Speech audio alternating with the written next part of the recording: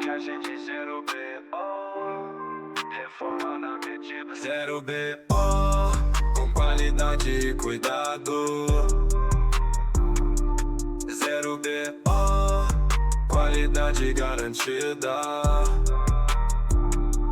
Zero BO, vem que a gente ensina. Olá pessoal, tudo bem? Estamos iniciando o Zero BO, o podcast da construção civil. Eu sou o João Carlos. Eu sou Diogo Saboto, a gente agradece pela sua participação em mais esse episódio. Hoje, com a gente, nós temos um início aqui da obra, batendo um papo nessa mesa. Nós temos um engenheiro civil, 14 anos de experiência, uma graduação com méritos, com pós-graduação. E para bater um papo com a gente hoje, nós estamos trazendo o Jackson, da Enjax Engenharia. Jackson, obrigado pelo seu tempo, pela participação, colaborar com a nossa audiência. Agradece por você ter vindo aqui e a gente conta com o seu conhecimento para levar para a nossa audiência Zero BO na construção deles. Vamos lá, vamos desvendar aí o que tem na construção, né? Boa noite aí a todos, bom dia, boa tarde, depende da hora que o pessoal está assistindo. Vamos lá. Jackson, vamos lá. Imagina que eu estou começando ali pensar numa obra, começando a estudar, não sei o que fazer, mas já fiz ali, guardei um dinheirinho, e eu tenho que começar ali alguma coisa, né? E por onde eu começo, cara? A parte inicial, né, de qualquer construção, seja ela uma casa ou um empreendimento maior, né, ela tem início, né, no planejamento, né, no planejamento inicial. O que seria esse planejamento, né? Seria você fazer um estudo da viabilidade daquela edificação, né? Se ela vai ser uma residência, se vai ser um comércio, uma indústria, independentemente da construção, né?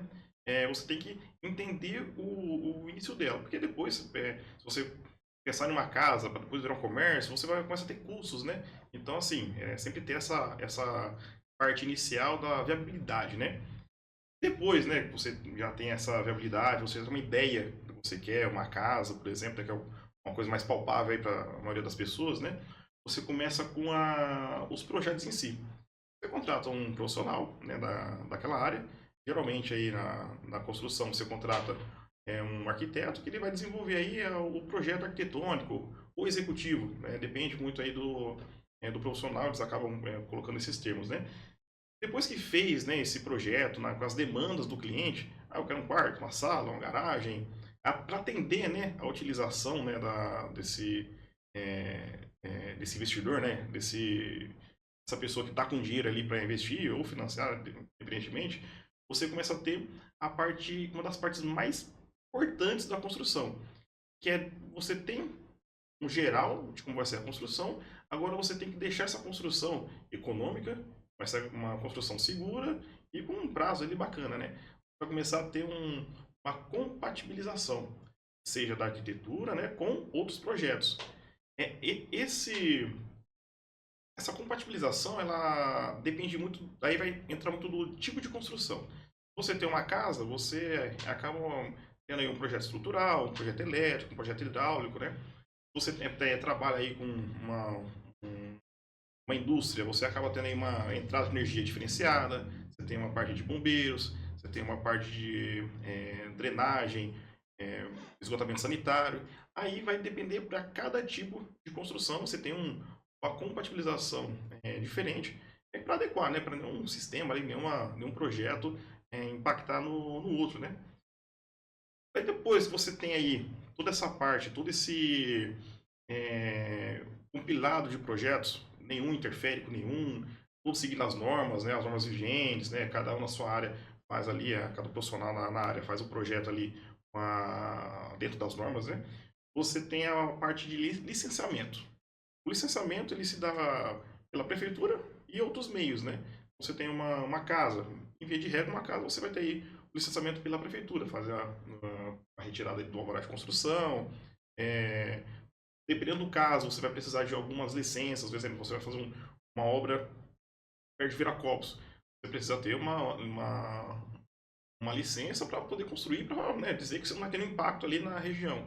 Ou se você vai fazer uma indústria que tem uma parte aí de área verde, né? Você vai precisar aí da CETESB ou do órgão ambiental da cidade. E aí, para cada tipo de construção, localidade, né? Você tem estudos diferentes para conseguir licenciar essa obra. Mas quem faz essa pesquisa para saber o que eu posso, de acordo com a região, é o engenheiro civil que faz isso junto à prefeitura ou é um outro profissional que vem junto nessa etapa da obra?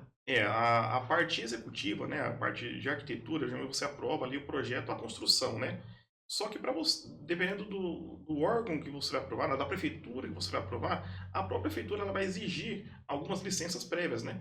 Então você vai precisar entrar em um protocolo ali no setor de vigilância sanitária ou no setor de meio ambiente para eles analisarem se aquilo vai ter algum impacto ou não. Então são vários caminhos, né? E a questão do profissional depende muito. Você tem casos que o arquiteto ele consegue fazer a aprovação na prefeitura da construção e também consegue fazer, por exemplo, o LTA, né, que é o de vigilância sanitária, que são as rotas de resíduos e tudo mais, né? Se aquele profissional ele não faz esse serviço, aí tem que tratar um outro profissional especializado nisso. Ou, por exemplo, né, você tem uma indústria que tem uma parte que envolve diretamente um esgotamento sanitário. Geralmente quem faz o projeto arquitetônico não faz o projeto de sistema de esgotamento sanitário, que é tratamento de esgoto, né? A estação de tratamento de esgoto. Então, você tem que contratar um engenheiro para fazer esse estudo, fazer esse projeto, aprovar na CETESB, aí sim dá seguimento. Então, assim, não necessariamente é um profissional, são vários profissionais para conseguir fazer uma obra. Então tá correto pensar assim, vou começar uma obra. Antes de eu pensar até mesmo no projeto, é importante eu saber se naquela região eu posso construir sequer alguma coisa, porque deve ter região que tem uma preservação ambiental ou alguma restrição. Então, tá certo pensar assim, antes de começar qualquer ideia de construção, olhar se aquele local tem as autorizações, é um caminho bom de se pensar isso? Exatamente, isso aí entra na parte do estudo preliminar. Literalmente é o início, né? Você sabe estudar ali o que você precisa daquela construção e também estudar se aquela região comporta essa construção que você queira fazer, né? Isso se dá por alguns meios, né? Você tem a possibilidade de retirar uma ficha informativa na prefeitura para saber o zoneamento, se você pode construir uma casa ou se você só pode construir uma casa ali numa zona só residencial, né? Aí cada zoneamento você tem A algumas prefeitura coisas, já né? separa isso, Ela já separa. deixa as regiões definidas. Aqui Isso. é só comércio, aqui é só indústria, aqui é misto, deve ter os Isso, dois. rural. Aí tem as classificações, edificações Entendi. que cada... E essa zona- informação ela é livre no site da prefeitura livre. ou eu preciso de um acesso a um protocolo, preciso ir lá e pedir isso? Não, ela é livre, ela é livre, né? Ela tem eu acho que é Código de Obras e Plano Diretor da cidade, né? São os dois documentos aí que você tem esse acesso, né? Então, toda cidade tem isso, né? Aí, claro, tem locais que você precisa de mais informações para você conseguir fazer. Mas o início é planejar, estudar se você pode fazer naquele lugar, se vai compensar você fazer naquele lugar ou em outro, né? Exemplo, né? Você tem um investidor com bastante dinheiro, né, em caixa, ele quer construir um prédio para vender, enfim. Dependendo do lugar que ele queira comprar o terreno ali para fazer esse prédio, realmente ele acaba investindo uma parte do dinheiro para fazer esse estudo, é uma viabilidade. Ele vai fazer uma sondagem do solo para ter uma estimativa de quanto ele vai gastar de estrutura, se a região ali, a parte de esgotamento sanitário da região comporta aquele empreendimento, ou se ele vai ter que fazer melhorias na região. Ele vai tentar buscar ali antes de iniciar, né, a construção, tentar entender se aquilo vai ser viável, se aquilo vai ter um retorno para ele ou não. Então, assim, estudo. Se a pessoa ela já começa a construir ali sem esse estudo, você acaba tendo problemas, né? Você pode esbarrar em uma licença que não sai, pode esbarrar em um projeto que naquela área é inviável, ou que você vai ter um custo altíssimo para executar algum determinado projeto. O solo é muito ruim e você vai fazer um prédio, enfim, são essas coisas. Ô Jacques, aproveitando, perguntar para você, né? Com essa bagagem de conhecimento, Um conselho que você poderia dar para quem vai iniciar, para não ter nenhuma dor de cabeça, nem ser pego de surpresa, realmente nesse decorrer. Qual que seria o seu conselho?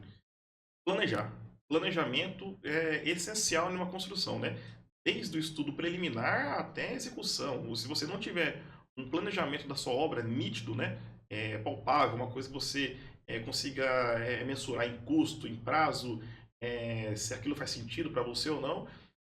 Sem isso, você acaba tendo uma dor de cabeça, né?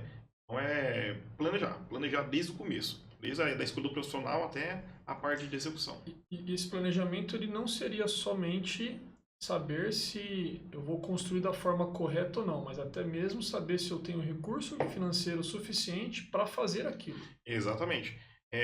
São chamados, né, os elefantes brancos, né? A pessoa ela faz um projeto, né, de uma casa gigantesca e depois, quando ela vai começar a construir, ela descobre que ela não tem recurso para isso. É um problema da construção, né, do próprio cliente. Ele não ter uma conversa ali com o profissional, né, e falar assim, ó, eu tenho tanto em caixa para fazer essa construção. Sabendo, né, dando uma estimativa aí de custo, né, do que a pessoa tem, é mais fácil você executar o projeto de acordo com as limitações, né, do caixa, né, do cliente. Então, se a pessoa ela não tem um recurso, você não pode fazer um projeto ali que ele não vai conseguir pagar, né? Então é uma conversa franca entre o profissional e o cliente para você conseguir mitigar, né, esses problemas, né?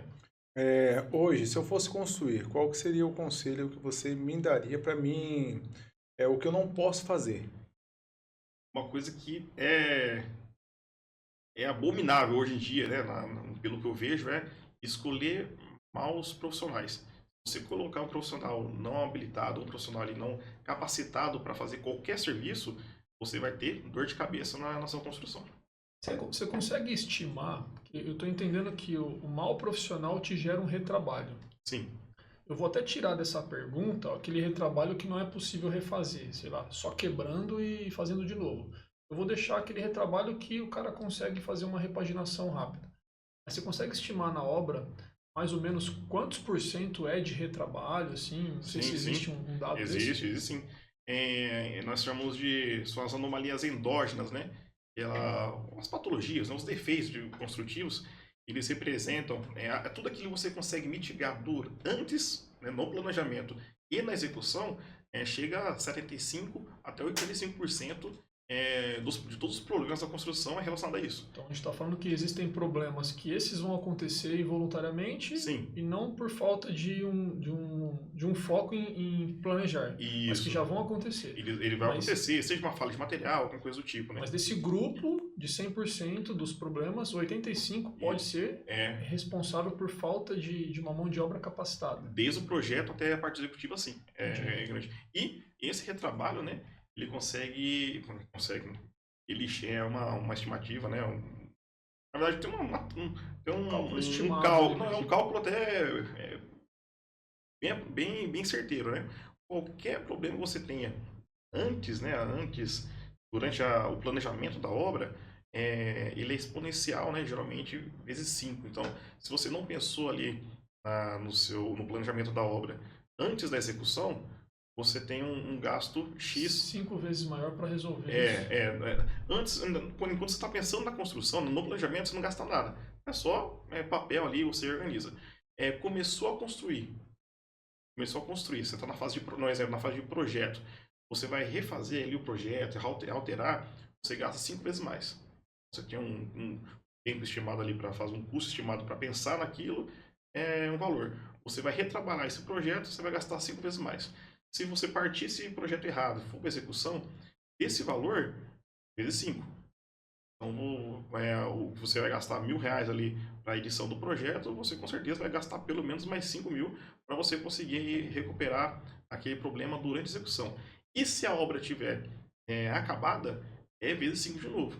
Então, isso chega a ser, a gente está falando de coisa de 125% desde o primeiro estudo. 125% não. 125 vezes o custo desde você pensou errado até você acabou a obra errado. O custo é altíssimo para você refazer.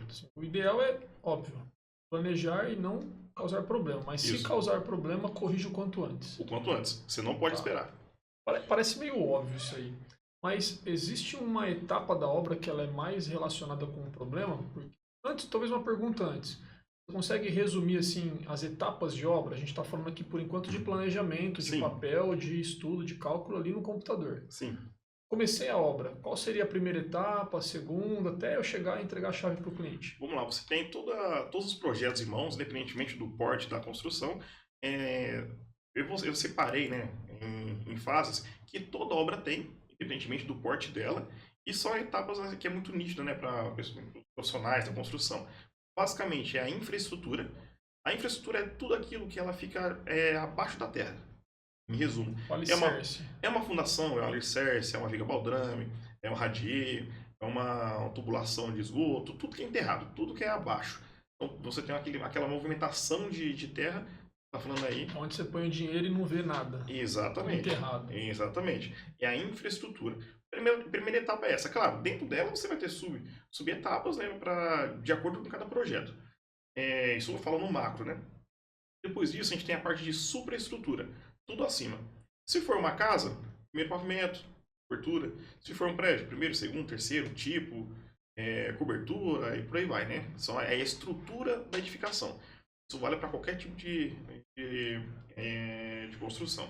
Depois nós temos as vedações. Então você tem ali toda a estrutura, você vai começar a vedar ela.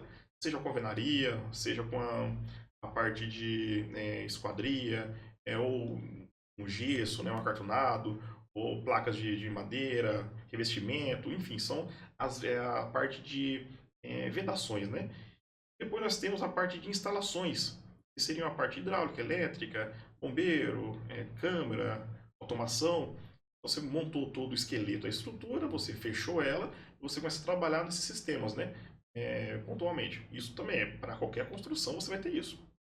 Depois você tem a parte de cobertura, que ela anda um pouco junto ali com parte de sistemas, né? Até por conta da captação de água pluvial e tudo mais. Então você consegue fazer, porém é um item dentro da construção importantíssimo, né? Que são as coberturas. Sejam elas as coberturas com telhas, mas também com a parte de impermeabilização e tudo mais. E por último, acabamento. As calafetações, pedras, revestimento, tudo isso a gente entra na parte de acabamento. Tá? Dentro dos subitens, né, você consegue ramificar isso para cada tipo de obra. Mas, E aí tem, saindo da etapa ali de fundação, né? Que está enterrado para a etapa de vedações, por exemplo. Uma não necessariamente precisa começar quando a outra termina. Muitas dessas etapas elas andam em paralelo. sim, Então, aí você tem a parte de cronograma, né? É um cronograma físico-financeiro e o cronograma da obra. a gente volta para o planejamento Você daí. volta para o planejamento. Quando você faz a parte de infraestrutura, você já tem a espera ali para fazer uma instalação, né? Bombeiros, se for o caso, né? Então você consegue ir mesclando. Você tem as fases macros, né? Você vai ramificando dentro da construção, não necessariamente uma depois da outra, mas conseguindo adiantar uma coisa ou outra. E você espera, né? Ou você espera ali aquela etapa para não atrapalhar uma etapa. Ô Jacques, você tem um exemplo, né, para citar para a gente, de alguma negligência aí para compartilhar para a gente? Tem uma essa semana que Fresquinha. fresquinha. Um instalador, né, de ar-condicionado, ele conseguiu cortar. Quando eu falo cortar, ele literalmente ele pegou, passou ali a lixadeira na parede de um prédio e ele conseguiu tirar 5 pedaços, né, de aço de uma coluna, né, uma coluna grande, e conseguiu literalmente acabar com 25% do pilar, cortando ele, de um prédio de 16 andares. Quando eu vi isso, é uma negligência absurda, é uma coisa assim, faltou planejamento, faltou consultoria, e vai ficar caro. Uma coisa... Curiosidade. Esse é um problema que me parece grave. A gente está falando Sim. de um prédio de quantos andares? 16. E ele cortou No quinto, Então, quase cortou o prédio ao meio ali, né? basicamente. Mas ainda nesse nível de problema, há uma solução? Ou Sim. não vai derrubar o prédio inteiro ali para refazer esse pilar? Não precisa. Sim, há soluções, só que, por incrível que pareça, né? Até a solução desse problema, você tem que ter um planejamento. Você tem que pensar o que você vai ter que fazer, né? Contratar um profissional para analisar aquilo, fazer um cálculo, ver o que precisa, se vai ter que reforçar, se não vai, escorar o prédio inteiro, se não vai. Você vai fazer um procedimento ali com fibra de carbono, ou só soldar, ou rosquear, como é que você vai recompor o concreto que ele tirou, qual que é os impactos que pode acontecer nos apartamentos de cima, de baixo, né, o custo que isso vai levar, então tudo isso tem que ser analisado. Mas, assim, precisa evacuar o prédio para poder fazer esse procedimento? Já que é um risco, né? Dependendo do que o avaliador ali, na hora de você fazer o cálculo ali, para recompor, sim, pode ser que seja necessário. Tá vendo aí, pessoal? Tá vendo o perigo aí, ó? Realmente, veja o profissional que você tem na obra aí. Olha a dica aí, ó. Aqui a gente está falando de uma empresa terceira que fez uma instalação de um ar-condicionado e causou um problema ali primário para o prédio, né? Isso acontece com muita normalidade, né? Porque você acha que é por falta de conhecimento do profissional somente ou porque o prédio não apresentou ali uma instrução para o prestador de serviço? Dá para dividir um pouco dessa culpa ou não? Dá para dividir bem e posso falar para você que a maior culpa é do contratante. É a pessoa que contrata, né? Às vezes a pessoa que contrata, ela é leiga, ela não sabe ali mas, o que fazer ali para fazer essa execução, e ela acaba não contratando um profissional anterior, né, para dar as dicas para ela, ou contratar um bom profissional também, né, que o contratante ele tem isso também, né, analisar quem ele vai contratar para seguir, né. Geralmente o executor, ele vai fazer ali, está em projeto, ou o que o pessoal falar para ele fazer, ele vai acabar executando, mas a maioria dos casos em problemas assim, né, de negligência, né, sempre tem um dedinho ali da culpa do contratante, né, do cliente. Geralmente tem. Mas por conta, será de valores, às vezes? Que é baratear o orçamento? Valores, falta de conhecimento, falta de pesquisa. Aí ele acaba contratando ou indo, né, na expectativa que um executor normal, um pedreiro, ele vai resolver o problema dele. Mas geralmente não acontece, né? Em via de regra, não contratou engenheiro, não contratou arquiteto, e se contratou, não contratou dos melhores, né? Porque um problema desse você conseguiria facilmente, com uma visita, sanar, nem sanar, né? Não ia nem ter. Um exemplo, se eu for contratar, né, a Enjax, engenharia, para fazer uma vistoria nisso, né? Ou para fazer qualquer serviço preliminar dessa reforma, eu tenho equipamento, eu passo lá scanner, ultrassom nas paredes, eu consigo saber exatamente a posição das barras, a profundidade da barra, identificar se tem um pilar ou não, sem ter o custo de você quebrar. Então, assim, dependendo do profissional que você contrata, né, ou o planejamento que você faz na obra, acaba podendo ter um gasto. Então, você me diz, você tem uns equipamentos que antes mesmo você quebrar a parede, você consegue ver ali onde você vai... Certinho, dá para saber certinho onde é que tem o aço, a bitola do aço, a profundidade do aço. E eu já estou pensando, já estou em negociação com a Prosec. A Prosec é uma marca, acho que se eu não me engano, não lembro de cabeça, mas é europeia, né? Para fazer um ultrassom que você consegue medir a resistência do concreto, né? Só passando ali se um ultrassom de uma pessoa, você consegue passar ali no concreto, você sabe se tem fissura, se tem nicho de concretagem, a resistência do concreto, né? Você consegue mapear toda a estrutura. Equipamento meio caro, mas investimento. E esse tipo de serviço, ele já não está mais relacionado com a engenharia de modo tradicional, não. Ali, né? E esse tipo de serviço você na Enjax também presta? Sim, presta serviço sim. Nós temos o setor de projetos, né, que faz toda essa parte de gerenciamento de obras e tudo mais, mas até mesmo, né, como foi comentado, tem a parte das perícias, né? Atualmente, né, a Enjax ela tem um setor de perícia, né, da parte de engenharia diagnóstica, e inclusive a gente faz perícias judiciais, extrajudiciais, ou se a pessoa fala, a casa ela deu um problema, né, deu um problema na construção, deu um problema no prédio, né? A gente vai lá, a gente consegue fazer todo esse estudo para entender o que precisa ser feito para sanar o problema e da melhor maneira possível, né? Menor gasto, melhor prazo e maior segurança também, né? A gente está indo por um caminho aqui, João, além daquilo que estamos pensando. Então, a sugestão é a gente convidar o Jackson novamente para a gente falar em específico desses temas, né? Isso. E uma coisa assim, importantíssima, né? Desculpa, só a parte final da construção, né? Até agora a gente falou da execução. Vamos voltar para ela. Vou voltar para ela. A parte final da construção seria a entrega.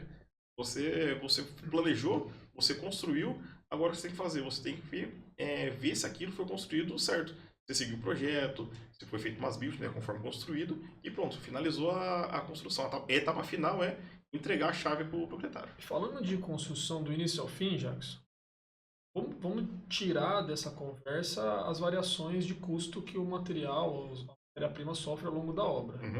Mas considerando que não há uma mudança, qual é o nível de assertividade de planejamento que a gente tem, de custo para construir, comparado com a obra final, desconsiderando as variações de mercado, as variações comerciais? Vou falar pela Enjax, né? Das construções, né, das casas que nós já construímos, deu uma variação de 5%. Do estimado, do executado, deu 5% de margem. Isso é tanto para menos, tanto para mais. Depende muito aí durante a obra, se acontece alguma coisa na obra. Então, assim, se você planejou bem, você tem uma ideia. Uma construção grande, um prédio, eles estimam 15% de variação.